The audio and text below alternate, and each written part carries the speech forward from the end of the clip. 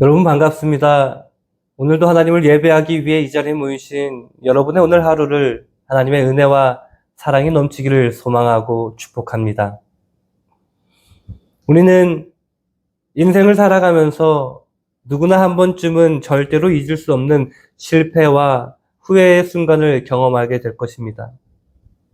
어떤 사람에게는 이 순간이 오래전 학교에서 있었던 부끄러운 사건일 수 있고, 또 어떤 사람에게는 사랑하는 사람과의 관계 속에서의 상처일 수도 있습니다. 또 어떤 사람에게는 직장에서의 잘못된 결정으로 인해 겪게 되는 고통스러운 결과일 수도 있습니다. 때로는 그 실패의 기억이 너무나 강렬해서 오랜 시간이 지난 지금까지도 우리의 마음 한편에서 지워지지 않고 우리를 아프게 하기도 합니다. 그런데 여러분, 잘 생각 한번 해보십시오. 중요한 것은 우리가 실패를 했느냐 안 했느냐가 아닙니다. 우리가 살아있는 한 넘어지고 실패하는 일은 언제든지 반복될 수 있습니다. 우리가 기억해야 할 것은 실패 이후에 우리가 어떠한 태도로 있느냐 하는 것입니다. 실패 앞에서 어떤 사람들은 낙심하고 절망하며 다시는 일어서지 못합니다. 그러나 또 어떤 사람들은 그 실패를 발판으로 다시 일어나며 더욱더 강하고 성숙한 모습으로 변화되어 살아가기도 합니다. 우리가 너무나 잘 알고 있는 미국의 16대 대통령 에브라임 링컨을 생각해 보십시오. 그는 훗날 위대한 대통령이 되었지만 젊은 시절의 링컨은 실패의 연속이었습니다. 링컨은 사업의 실패도 경험해봤고 연인과의 사별을 경험해보기도 했습니다. 또 선거에서는 여러 번 떨어지며 숱한 좌절을 겪기도 했습니다. 그럼에도 불구하고 링컨은 포기하지 않았습니다. 오히려 자신의 실패를 통해서 더욱더 단단해졌고 마침내 미국 역사상 가장 위대한 대통령 중 한 사람으로 우리에게 기억되는 인물이 되었습니다. 링컨의 삶이 우리에게 주는 교훈은 분명합니다. 실패는 끝이 아니라 새로운 시작이 될 수 있으며 오히려 하나님의 섭리 안에서 그 실패조차 하나님의 뜻을 이루는 도구가 될 수 있다라는 사실입니다. 오늘 우리가 함께 나누게 될 본문은 바로 이러한 실패와 그 이후에 대한 이야기입니다. 바로 우리가 너무나 잘 알고 있는 예수님의 12제자 중 한 사람인 베드로의 이야기입니다. 베드로는 예수님께서 직접 부르신 제자 중 한 사람으로서 늘 예수님의 곁에서 예수님의 말씀을 듣고 수많은 기적을 직접 목격했던 사람입니다. 특히 베드로는 자신은 주님을 절대로 떠나지 않을 것이라고 다짐하며 가장 열정적으로 주님을 따라가겠다고 맹세했던 사람입니다. 그러나 오늘 본문에서 우리는 놀랍게도 그런 베드로가 예수님을 3번이나 부인하는 장면을 만나게 됩니다. 주님을 가장 사랑하고 헌신하겠다고 다짐했던 바로 그 베드로가 왜 이렇게 처참히 실패하게 되었을까요? 그리고 그 실패 이후에 베드로의 인생은 어떻게 되었을까요? 오늘 본문을 통해 우리가 만나게 될 베드로의 모습은 단지 2000년 전 역사 속에 존재했던 인물의 이야기가 아닙니다. 사실 그 모습은 바로 우리 자신의 모습일 수도 있습니다. 우리는 언제든 베드로처럼 넘어지고 실패할 수 있으며 때로는 이미 그런 실패도 경험했을지도 모릅니다. 오늘 우리가 함께 오늘 본문을 묵상하면서 우리의 삶 속에서 있는 실패와 연약함을 정직하게 마주하는 시간이 되기를 소망합니다. 또 그 가운데 역사하시는 하나님의 은혜를 다시 한번 깨닫게 되는 시간이 되기를 간절히 소망합니다. 먼저 이 베드로의 실패는 우리 모두의 이야기입니다. 오늘 본문인 요한복음 18장 25절에서 27절의 말씀을 우리 다시 한번 함께 읽겠습니다. 시몬 베드로가 서서 부를때니 사람들이 묻되 너도 그 제자 중 하나가 아니냐? 베드로가 부인하여 이르되 나는 아니라 하니 대제사장의 종 하나는 베드로에게 귀를 잘린 사람의 친척이라 이르되 내가 그 사람과 함께 동산에 있는 것을 내가 보지 아니하였느냐? 이에 베드로가 또 부인하니 곧 닭이 울더라. 아멘. 베드로는 예수님의 12제자 중에서도 가장 가깝고 특별했던 제자였습니다. 베드로는 늘 예수님의 곁에서 그분의 말씀을 듣고 수많은 기적을 목격했습니다. 오병이어로 5,000명을 먹이실 때에도, 바다 위를 걸으실 때에도, 심지어 예수님의 영광스러운 모습을 볼 때에도 베드로는 늘 그 현장에 있었습니다. 베드로는 예수님을 사랑했고 다른 사람들보다 더 헌신적으로 예수님을 따르기로 결단했던 사람입니다. 특히 베드로는 자신의 신앙과 헌신에 대해 남다른 자신감을 가지고 있었습니다. 요한복음 13장 37절에서 베드로는 예수님께 이렇게 말했습니다. 주여, 내가 지금 어찌하여 따라갈 수 없나이까? 주를 위하여 내 목숨을 버리겠나이다. 베드로는 예수님을 위해서라면 목숨까지도 내놓겠다고 자신 있게 고백했습니다. 베드로의 마음속에는 진심으로 주님을 위해 모든 것을 내어드리겠다는 강한 확신이 있었습니다. 사실 그런 베드로의 모습 속에서 우리는 우리의 자신의 모습을 발견할 때가 있습니다. 우리는 교회에서 말씀을 들을 때나 기도할 때, 또 뜨거운 은혜를 경험할 때 이렇게 다짐합니다. 주님, 저는 어떠한 어려움이 있더라도 주님을 끝까지 따라가겠습니다. 절대로 주님을 부인하지 않겠습니다. 그런 뜨거운 결단과 헌신의 순간이 우리에게도 있었을 것입니다. 그러나 여러분, 지금 여러분의 현실은 어떻습니까? 우리의 삶 속에는 때때로 우리가 생각하지 못한 방식으로 찾아오는 시험과 어려움들이 있습니다. 그리고 결정적인 순간 예상치 못한 질문이나 또 상황이 우리를 덮칠 때 우리는 베드로처럼 너무나 쉽게 흔들리고 무너지게 됩니다. 오늘 본문에서 베드로가 예수님을 부인하는 장면을 조금 더 깊이 생각해 보겠습니다. 베드로가 처음 예수님을 부인한 순간은 사실 그리 위협적인 상황은 아니었습니다.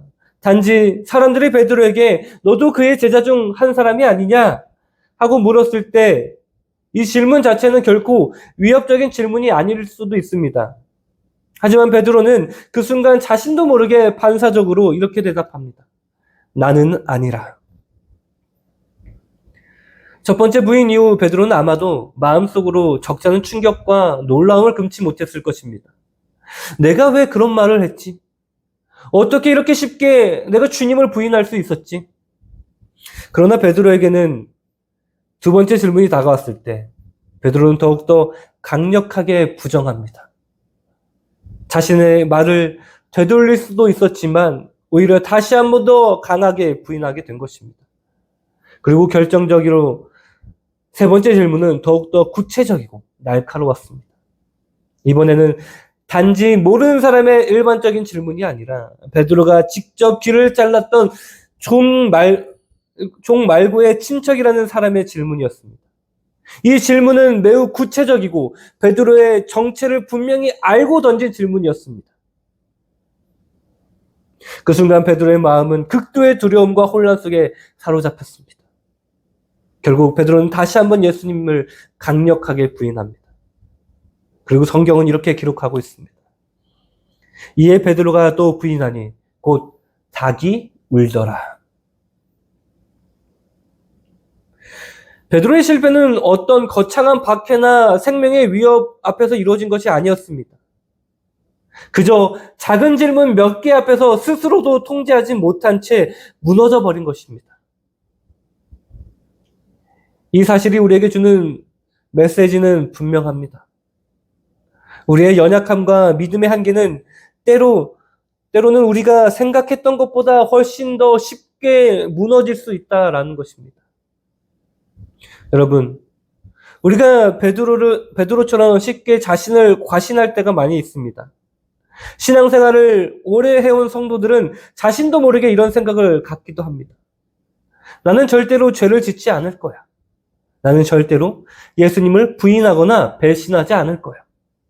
그러나 현실에서 우리는 너무나 쉽게 넘어지고 실수합니다. 작은 유혹 앞에서도, 사소한 압박 앞에서도 쉽게 믿음을 버리고 타협할 수 있는 존재가 바로 우리라는 것입니다. 베드로의 실패가 우리에게 주는 교훈이 바로 이런 것입니다. 우리의 신앙과 믿음이 우리의 힘으로 유지되는 것이 아니라 오직 하나님의 은혜로만 유지될 수 있다는 사실입니다. 우리의 신앙생활에서 가장 위험한 순간은 나는 괜찮아, 나는 강해, 나는 절대로 넘어지지 않아 라고 자신을 과신하는 순간, 바로 그 순간입니다. 왜냐하면 바로 그 순간 우리는 하나님을 의지하기보다는 자신을 의지하고 있었기 때문입니다. 고린도전서 10장 12절의 말씀을 보면 그런즉 선줄로 생각하는 자는 넘어질까 조심하라 라고 말씀하고 있습니다. 베드로의 실패는 우리가 바로 이 말씀을 마음 깊이 새기게 합니다. 우리의 힘이 아니라 오직 하나님을 의지할 때만 우리는 시험을 이기고 승리할 수 있습니다. 베드로의 실패 앞에서 우리는 자신의 연약함을 인정하고 겸손히 하나님을 의지해야 합니다. 여러분, 베드로의 실패는 결코 남의 이야기가 아닙니다. 이 이야기는 바로 나의 이야기, 우리의 이야기입니다. 우리의 삶에서도 베드로와 같은 실패의 순간이 올 수 있습니다. 어쩌면 지금 그런 순간을 겪고 있는 분도 계실 겁니다.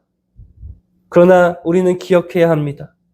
우리가 아무리 넘어지고 실패한다 할지라도 그것이 끝이 아니라 하나님의 은혜가 우리를 다시 일으켜 세우실 기회가 된다는 사실입니다. 베드로는 오늘 실패했지만 그의 이야기는 여기서 끝나지 않습니다. 하나님은 베드로의 실패를 통해 더 깊은 겸손과 은혜를 깨닫게 하셨고 결국 베드로를 통해 초대교회를 세우는 놀라운 역사를 이루셨습니다. 우리의 삶이 실패 역시 결코 끝이 아닙니다. 오히려 그 실패가 하나님의 손안에서 놀라운 회복과 축복의 도구가 될 수가 있습니다. 중요한 것은 우리가 자신의 힘을 내려놓고 하나님 앞에서 겸손히 자신의 연약함을 인정하며 은혜를 구하는 것입니다. 이제 우리는 베드로의 실패를 통해 깊은 영적 교훈을 배우고자 합니다. 베드로는 결코 가볍게 실패할 사람이 아니었습니다. 베드로는 누구보다 예수님을 사랑했고 예수님을 위해 헌신하겠다는 확신으로만 충만했던 사람입니다. 그런데 왜? 그랬던 베드로가 결정적인 순간에 무너지고 말았을까요? 이 실패를 통해 우리도 삶에서 동일하게 나타날 수 있는 영적 실패의 이유를 알아가기를 원합니다. 성경은 우리에게 베드로가 실패한 첫 번째 원인이 바로 영적 교만이 있었음을 분명히 드러내고 있습니다. 마태복음 26장 33절에서 35절에 기록된 베드로의 고백을 한번 보겠습니다. 베드로가 대답하여 이르되 모두 주를 버릴지라도 나는 결코 버리지 않겠나이다. 예수께서 이르시되 내가 진실로 내게 이르노니 오늘 밤 닭이 울기 전에 내가 3번 나를 부인하리라. 베드로가 이르되 내가 주와 함께 죽을지언정 주를 부인하지 않겠나이다 하고 모든 제자도 그와 같이 말하니라. 아멘. 베드로는 모두 주를 버릴지라도 나는 결코 버리지 않겠다고 말하며 자신을 과신했습니다. 베드로가 이런 고백을 할 때는 분명 진심이었습니다. 그러나 문제는 자신의 영적 상태를 제대로 파악하지 못했다라는 점입니다. 베드로는 자신이 얼마나 연약하고 쉽게 넘어질 수 있는 존재인지를 깨닫지 못했습니다. 잠언 16장 18절에 이렇게 기록되어 있습니다. 교만은 패망의 선봉이요 거만한 마음은 넘어짐의 앞잡이니라. 베드로의 이 과도한 자신감과 영적 교만은 결국 자신을 결정적인 실패로 이끌고 말았습니다. 베드로는 자기 자신을 지나치게 의지했고 그 결과 위기 앞에서 하나님을 의지하지 않고 자신의 힘으로 극복하려다 무너졌던 것입니다. 우리도 종종 이런 함정에 빠질 수 있습니다. 교회에서 봉사도 열심히 하고 기도도 꾸준히 하며 신앙생활을 성실하게 한다는 이유로 자신을 과신하기가 쉽습니다.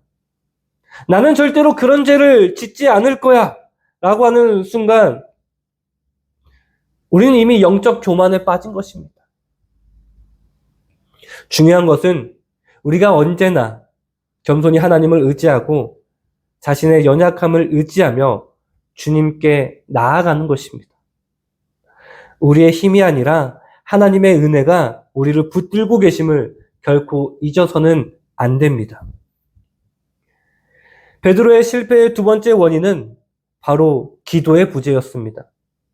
마태복음 26장 40절에서 41절의 말씀을 보면 제자들에게 오사 그 자는 것을 보시고 베드로에게 말씀하시되 너희가 나와 함께 1시간도 이렇게 깨어 있을 수 없더냐.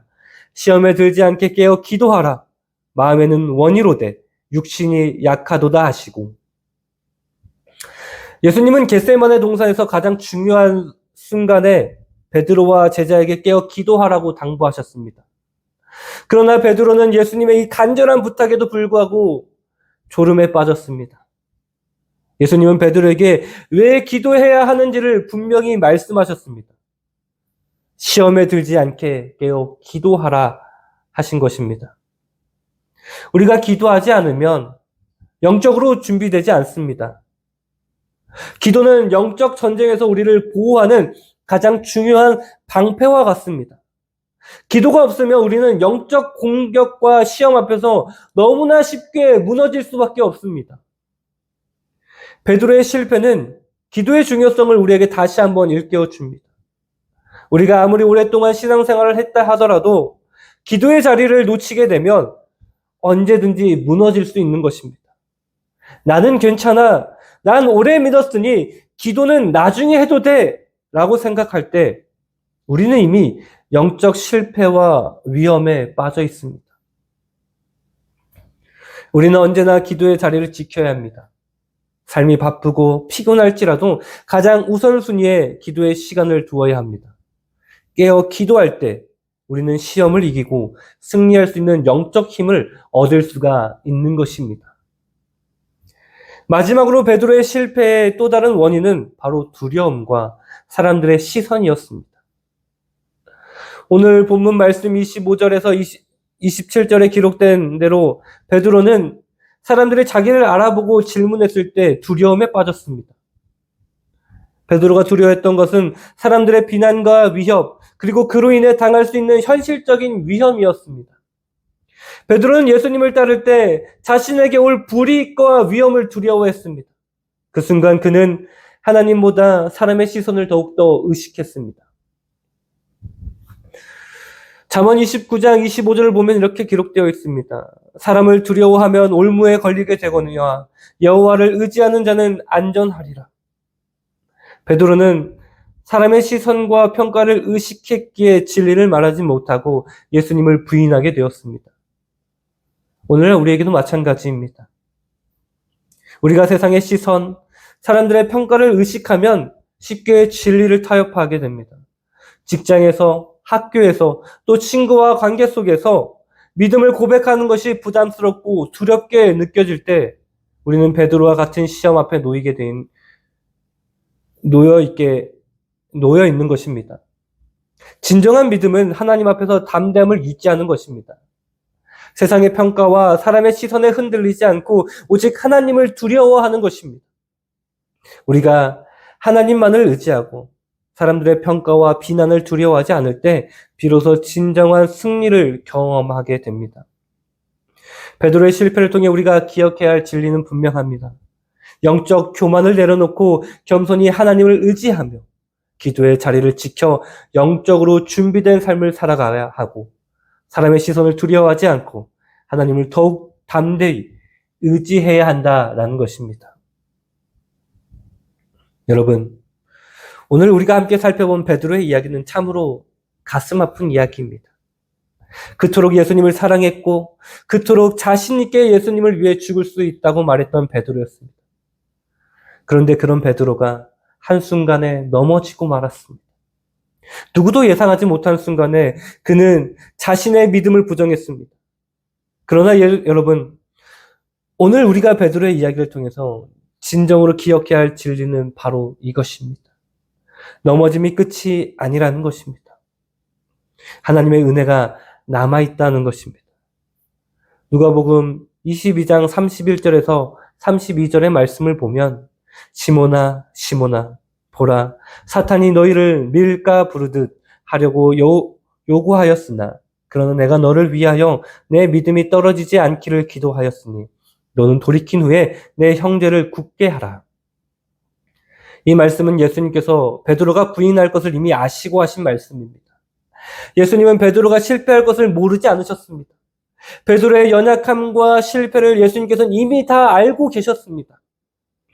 그러나 놀랍게도 예수님께서는 베드로의 실패를 보면서도 실망하거나 포기하지 않으셨습니다.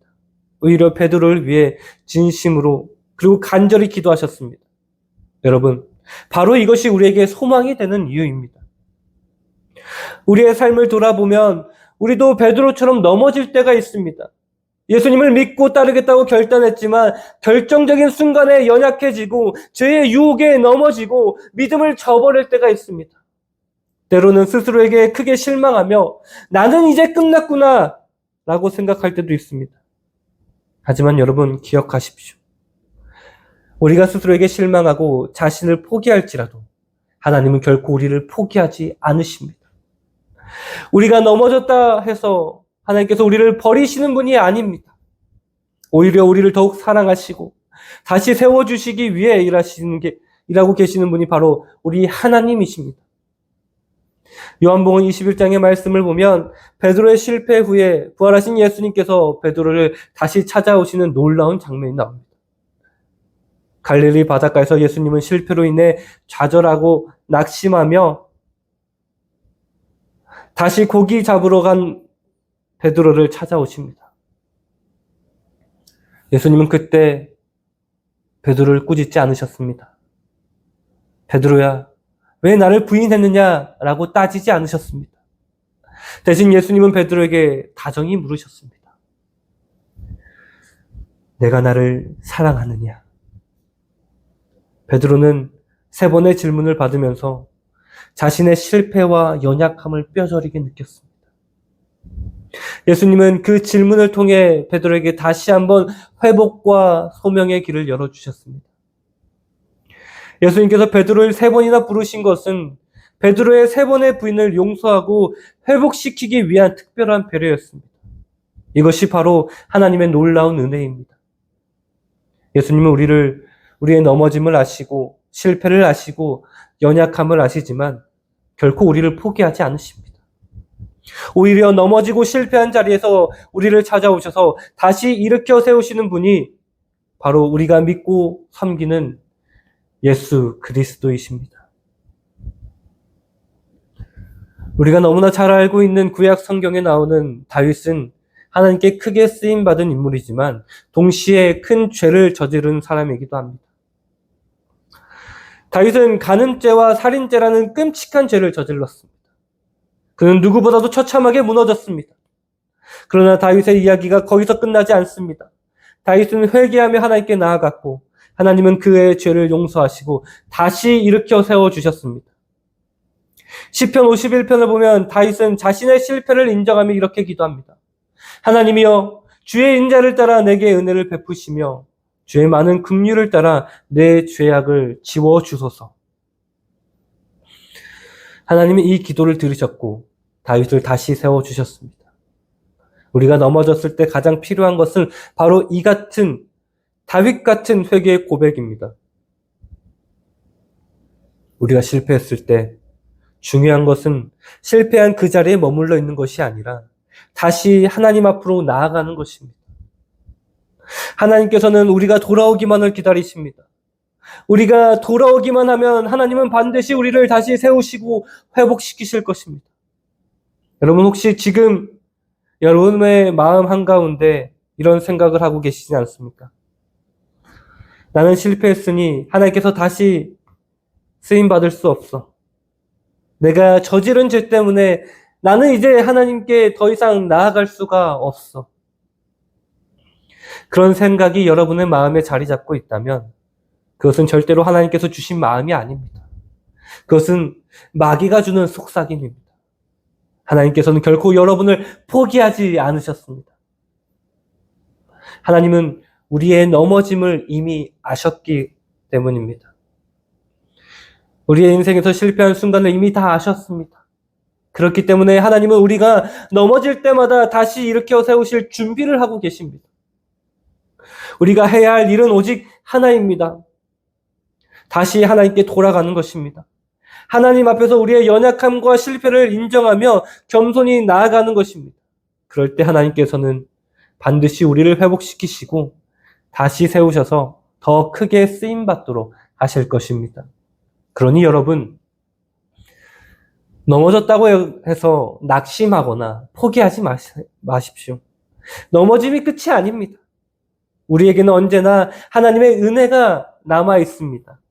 오늘 베드로를 다시 일으키신 예수님께서 여러분의 삶에도 동일한 은혜로 역사하실 것입니다. 다시 일어나십시오.